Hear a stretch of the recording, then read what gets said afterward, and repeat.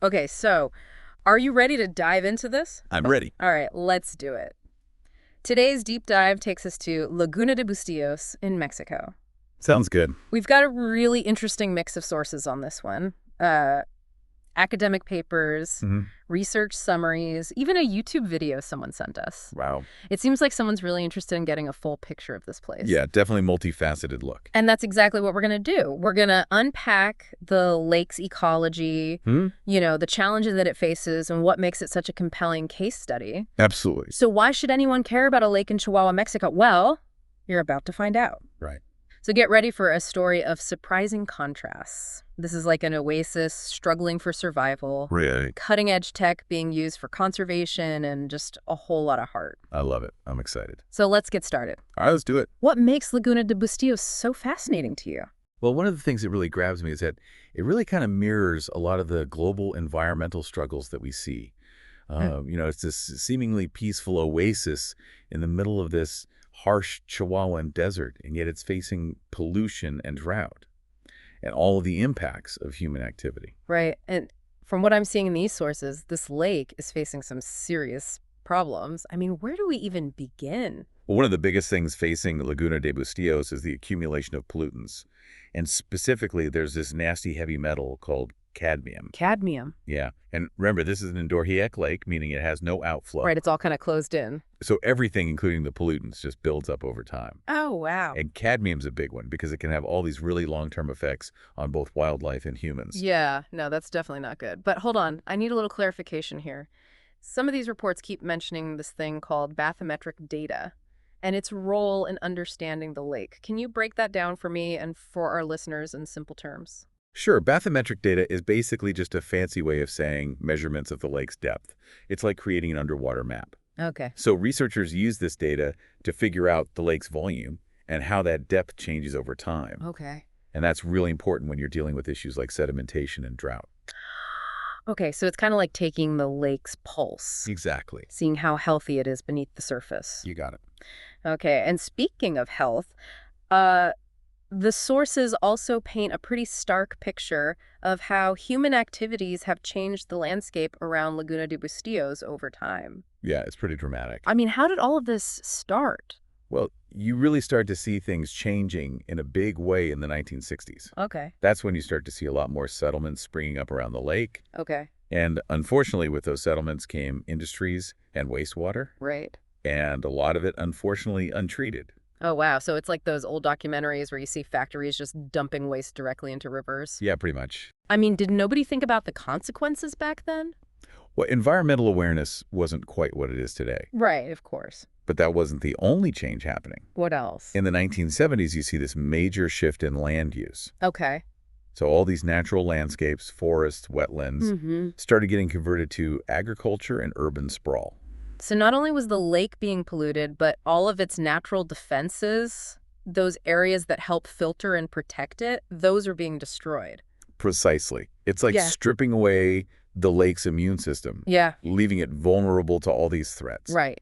And then in the 1980s, even though some environmental regulations finally started to be put in place, a new challenge emerged. What was that? The demand for water for agriculture was rapidly increasing. Especially as the region started to grow more water-intensive crops like apples. Exactly. I saw that in one of the reports. Yeah, and then of course you can't forget about climate change. Right. Which has brought about more frequent and severe droughts, which is further straining the lake's already limited water resources.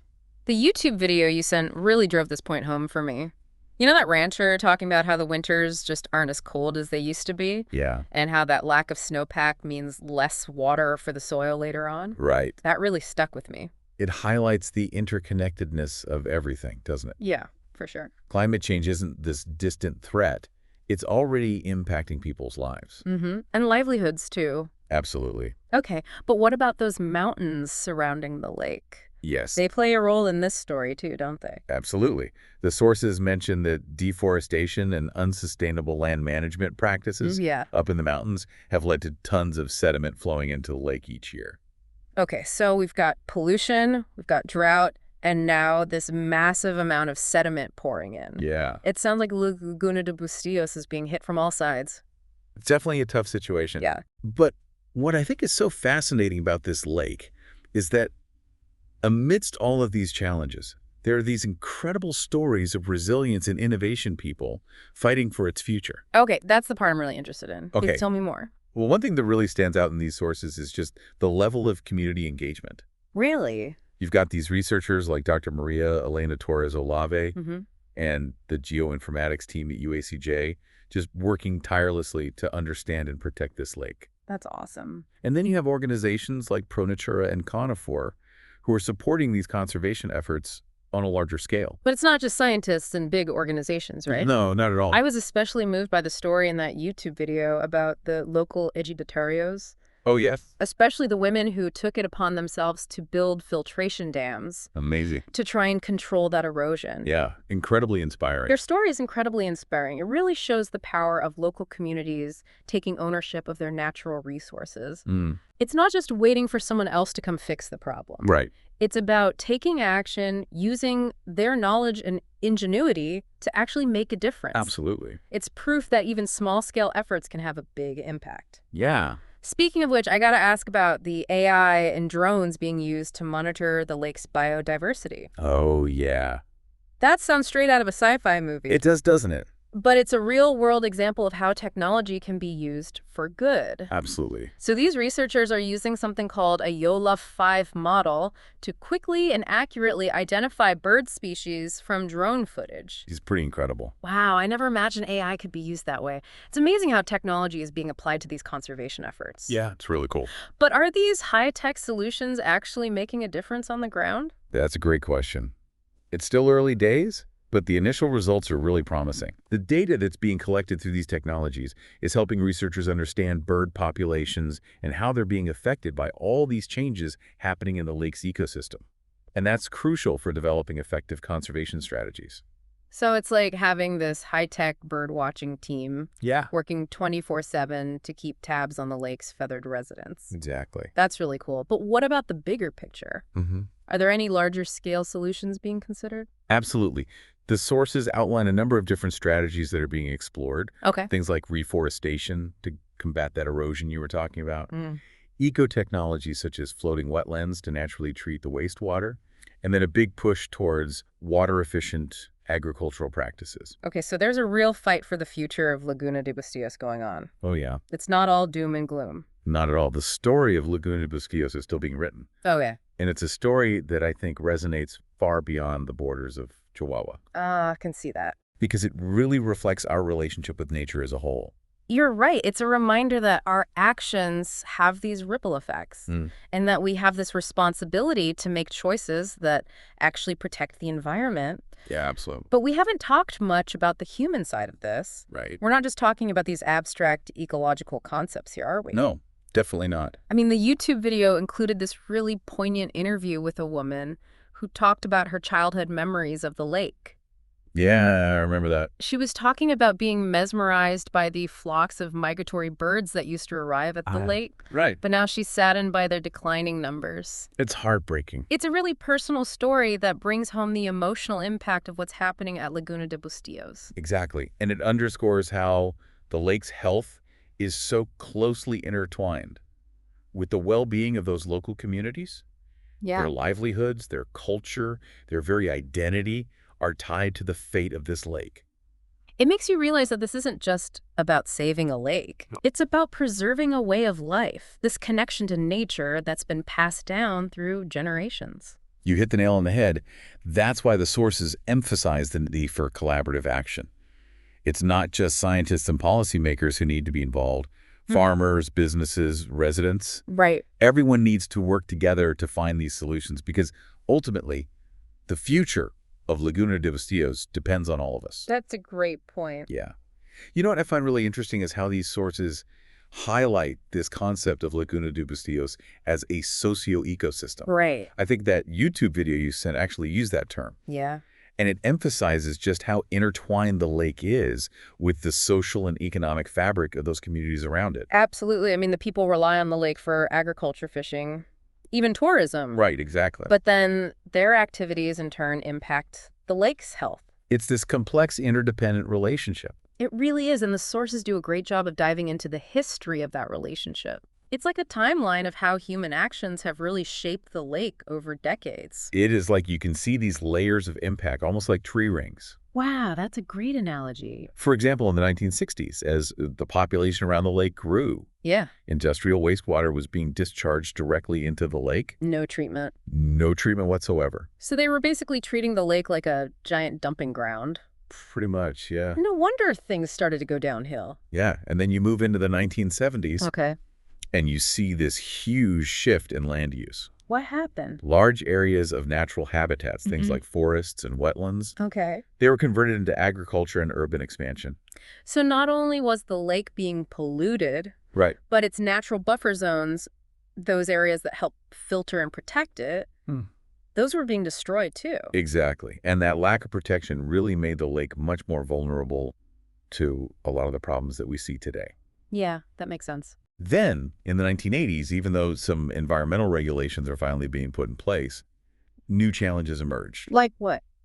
Well, the demand for water for agriculture just kept growing. Especially with the shift to those more thirsty crops like apples. Right. The sources point to that as a big factor. Yeah. And then, of course, you have this added pressure of climate change, Right. which has brought about more frequent and more severe droughts. That rancher in the YouTube video Yeah. talking about how the winters aren't as cold as they used to be and how the lack of snowpack means less water later on, that really hit home for me. It's a powerful reminder Yeah. that these changes are already impacting people's lives, and the consequences for the lake are pretty serious. What are we seeing? Well, the sources report some pretty alarming instances of mass fish deaths Oh, wow. and shrinking habitats for all kinds of wildlife. It's heartbreaking to think about the impact on all those creatures. Yeah. I especially remember that woman talking about the decline of migratory birds. She seemed so passionate about them. Laguna de Bustillos is a critical stopover point for birds traveling along the Central Flyway, Oh, really? which is one of North America's major migratory Oh, I roads. didn't know that. But the sources suggest that those bird populations have actually been declining in recent years. That's really concerning. Yeah, it's a real cause for concern. It's like we're disrupting these ancient patterns of migration, these incredible journeys that have been happening for centuries. You're right, it's a pretty humbling thought. It is. But on a more hopeful note, Okay. all of that research on those bird populations using the AI and the drones, Right. that's providing some pretty valuable insights. It's amazing how they're using cutting-edge technology I know, it's incredible, isn't it? to understand and protect something as essential as bird migration. It's pretty cool. But I wonder, can these technologies be scaled up to make a real difference for the whole lake? That's a great question, and it's a question that a lot of researchers are really grappling with. The technology is definitely promising, Okay. but there are definitely some challenges in terms of cost and implementation. Right. AI and drones aren't exactly cheap. No, they're not. But beyond the technology, it seems like those local communities Yes, are playing a really crucial role in a lot of these conservation efforts. absolutely. Those ejidatarios, especially the women who built those filtration dams, their story is just so inspiring. Yeah, it's really incredible. They're the ones who live and work in the watershed. Mm-hmm. They depend on the lake's resources and are often the most affected by these environmental challenges. Right. Their knowledge and experience is invaluable. Absolutely. It's a reminder that effective conservation often starts at the grassroots level, Yeah, working with the people who are most connected to the land. you're absolutely right. And a lot of the conservation strategies being proposed for Laguna de Bustillos Right? really focus on that kind of collaboration. Oh, that's great. Bringing together the scientists, the policymakers, the farmers, the local residents to find solutions that benefit both the lake and the community. I read about some of those solutions, eco-technologies, Yes. more sustainable agricultural practices, reforestation efforts. Mhm. They even talked about using floating wetlands Yeah. to treat wastewater. It's like using nature's own processes Yeah. to help heal the environment. It's encouraging to see these potential win-win solutions out there Yeah, where ecological restoration and economic development can go hand in hand. absolutely. It's like trying to weave together the threads of ecology, economics, and social justice to create this more sustainable future for Laguna de Bustillos. That's a beautiful way to put it. But let's be honest, all this talk about collaboration and sustainable solutions sounds great in theory, Yeah. but I imagine it can be really challenging in practice.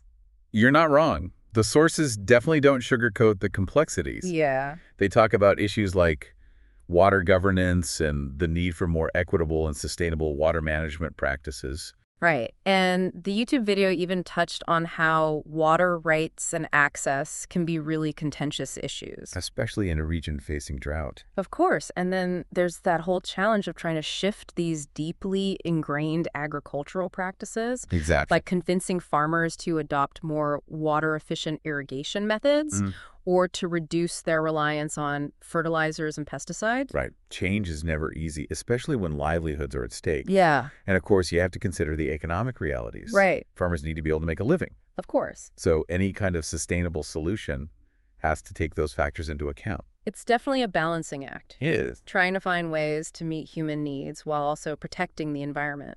It is, but these sources suggest that there are some really promising pathways forward.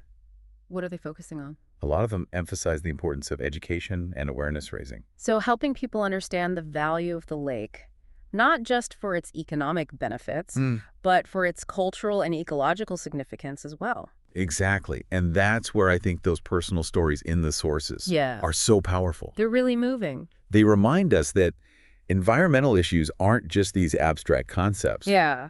They have real impacts on people's lives, Right. on their sense of place, their connection to the natural world. Like that woman's story about the migratory birds. Yes. It's a reminder that this is about more than just data and statistics. It is. It's about people's memories, Absolutely. their experiences, their emotional connection to a place. That's why I think the story of Laguna de Bustillos resonates so deeply. Yeah. It's a story of challenges and struggles, yes, Okay. but also of hope and resilience. It makes you think about your own relationship with nature, the choices you make, and the kind of future you want to create.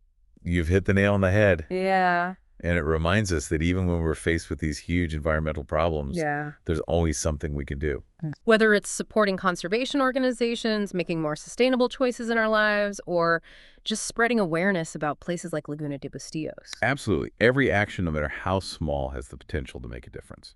One thing that really struck me looking through all this is just how drastically the landscape around the lake has changed. Oh, yeah? Because of human activity. You know, that research analyzing the land use from 1974 all the way to 2023 was really eye-opening. It really does paint a stark picture, doesn't it? Yeah. You can almost visualize the natural areas shrinking over time. Right. And that agricultural land expanding it just really highlights the pressure that we've put on this ecosystem. Yeah, it's like watching a time-lapse video of a place transforming right before your eyes. It really is. But beyond those visible changes, the sources also delve into that more hidden world of the lake's hydrology, all the ways water moves within the basin. Right, and that research using the bathymetric data.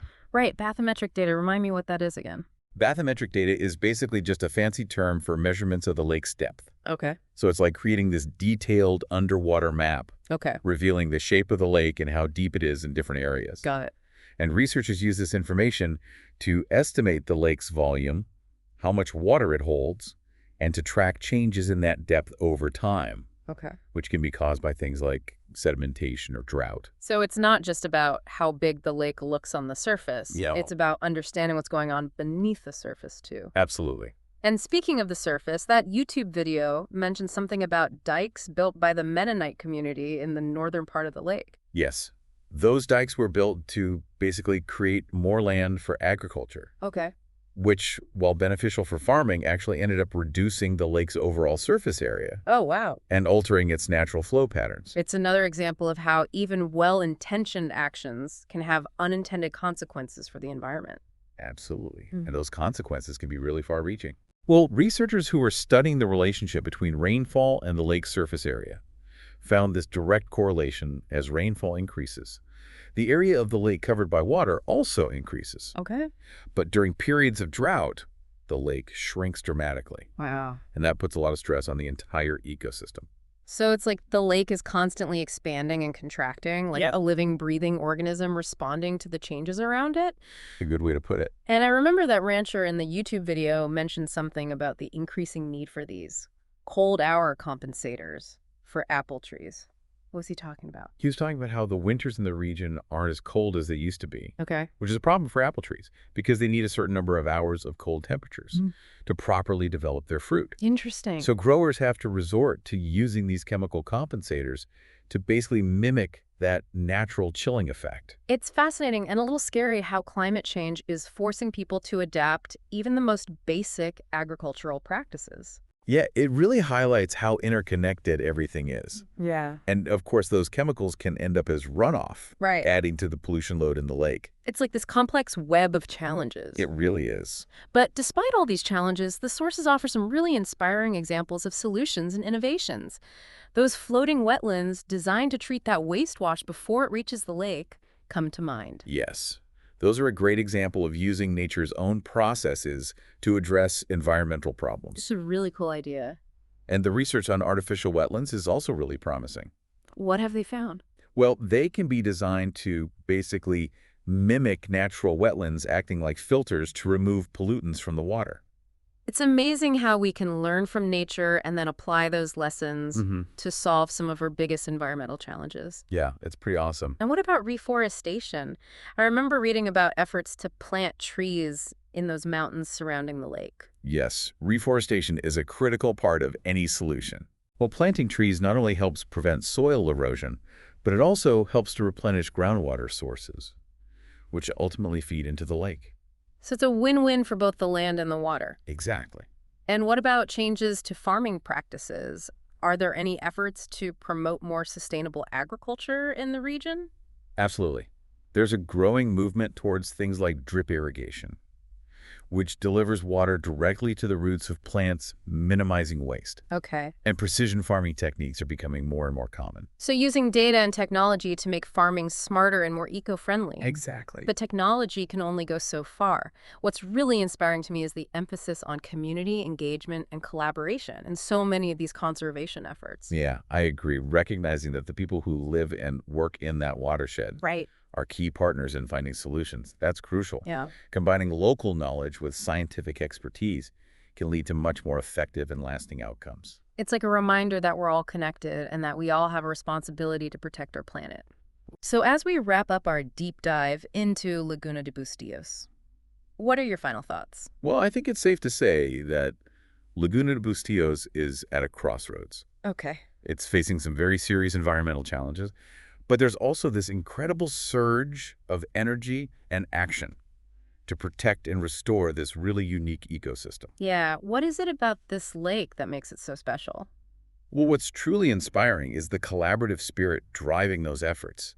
This understanding that real solutions come from bringing together all these different perspectives and working together towards a shared goal. It's a powerful reminder that even in the face of seemingly insurmountable challenges, there's always hope. There is. Collective action can make a real difference. It really can. The story of Laguna de Bustillos is a reflection of our global environmental crisis. Yeah. But it's also a story of resilience and innovation and that deep connection between humans and nature. Absolutely. It's a story that reminds us that the choices we make today will have a lasting impact on the world. Beautifully said. I couldn't agree more. And on that note, we'll wrap up this deep dive into the world of Laguna de Bustillos. We hope you found this journey as informative and inspiring as we did. We did. Keep exploring, learn more about this fascinating ecosystem and the people fighting for its future. Who knows, maybe you'll even find a way to contribute to positive change yourself. Yeah, that's what it's all about.